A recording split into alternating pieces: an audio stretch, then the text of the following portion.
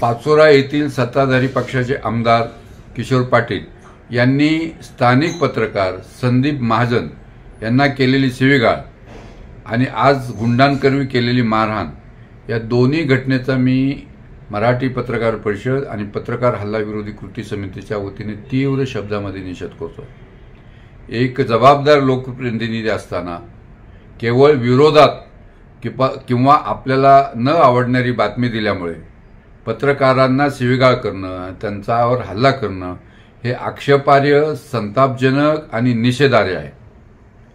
खरं म्हणजे एखादी गोष्ट पटली नाही तर किशोर पाटील यांनी त्याचा खुलासा संबंधित संपादकाकडे, पत्रकाराकडे पाठवणं अपेक्षित होतं, परंतु असं न करता त्यांनी दूरध्वनीवरून, त्यांच्या मोबाईलवरून अर्वाच्य भाषेमध्ये शिवीगाळ केलेली आहे। अर्थात महाराष्ट्रातली ही घटना पहिली नाही। महाराष्ट्रामध्ये पत्रकार संरक्षण कायदा आहे, कायद्यानं पत्रकारांना संरक्षण मिळालेलं आहे। तरीही गेल्या 6 वर्षांमध्ये पत्रकारांवरील हल्ल्याच्या घटना सातत्यानं वाढत आहेत। गेल्या 6 वर्षांमध्ये जवळपास 300 पत्रकारांवर हल्ले झालेले आहेत। मात्र दुर्दैवाची गोष्ट अशी आहे की केवळ 36 पत्रकारांवरील हल्ल्याच्या प्रकरणातच पत्रकार संरक्षण कायद्याची अंमलबजावणी झालेली किंवा त्या कलमा अंतर्गत गुन्हे दाखल झालेले आहेत।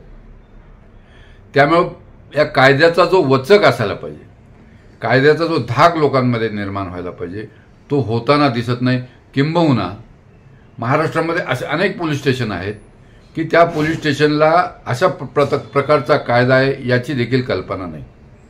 एखादा ज्यावेळेस पत्रकार गुन्हा नोंदवण्यासाठी पोलीस स्टेशनमध्ये जातो त्यावेळेस त्याला असं सांगितलं जातं की संबंधित कायद्याचं जे काही कलम आहे आणि जे काही नोटिफिकेशन किंवा जे काही राजपत्रात जे कायदा आलेला आहे त्याची आम्हाला प्रत द्या, आणि मग आम्ही ती प्रत त्यांना द्यायची।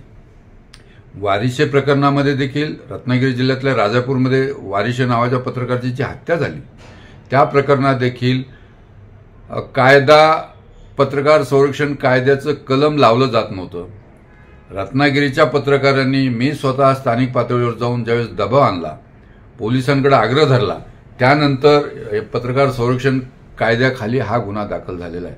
तर मला असं वाटतं की जोपर्यंत पत्रकार संरक्षण कलमाखाली गुन्हे दाखल होणार नाहीत तोपर्यंत अशा पद्धतीचे हल्ले काही थांबणार नाहीत। माझी राज्य सरकारला विनंती आहे की त्यांनी पत्रकार संरक्षण कायद्याचा हा धाक निर्माण होईल आणि पत्रकार संरक्षण कायद्याखाली जास्तीत जास्त गुन्हे दाखल होतील अशा पद्धतीचे आदेश आपल्या पोलीस स्टेशनला द्यावेत। सरकार हे जर करत नसेल तर काय भूमिका घ्यायची या संदर्भात निर्णय घेण्यासाठी मुंबईतील प्रमुख पत्रकार संघटनांची उद्या 1 वाजता मुंबईच्या मुंबई मराठी पत्रकार संघात आम्ही बैठक आयोजित केलेली आहे।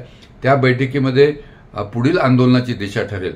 तत्पूर्वी उद्या आम्ही राज्यपाल महोदयांची भेट घेणार आहोत, विधानसभेचे अध्यक्ष यांची भेट घेणार आहोत आणि मुख्यमंत्र्यांची किंवा उपमुख्यमंत्र्यांची आम्ही भेट घेऊन त्यांना आमच्या भावना सांगणार आहोत। पत्रकार संरक्षण कायदा राज्यात असताना देखील त्याची अंमलबजावणी होत नाही आणि मग त्या कायद्याचाच काही उपयोग नाही या निर्णयाप्रत आम्ही आलेलो आहोत आणि त्यामुळं उद्याच्या बैठकीमध्ये पत्रकार संरक्षण कायद्याची होळी करण्यासंदर्भात देखील भूमिका घेतली जाणार आहे। आज महाराष्ट्रामधल्या वेगवेगळ्या जिल्ह्यांमध्ये तेथील स्थानिक जे अधिकारी आहेत, म्हणजे तहसीलदार असतील, कलेक्टर असतील, SP असतील, यांना आम्ही निवेदन दिलेले आहोत। उद्याच्या बैठकीनंतर साधारणतः शुक्रवारी महाराष्ट्रामध्ये मोठ्या प्रमाणामध्ये या संदर्भातलं आंदोलन आम्ही करण्याच्या विचारात आहोत। माझी राज्य सरकारला, माझी मुख्यमंत्र्यांना विनंती आहे की पत्रकारांचा जास्त अंत पाहू नये।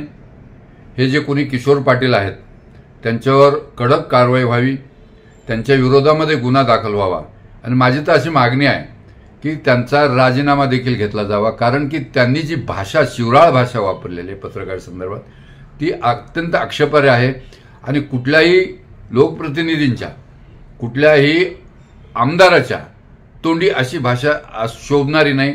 त्यामुळे त्याची कडक शिक्षा ही त्यांना झालीच पाहिजे अशी आमची मागणी आहे। धन्यवाद।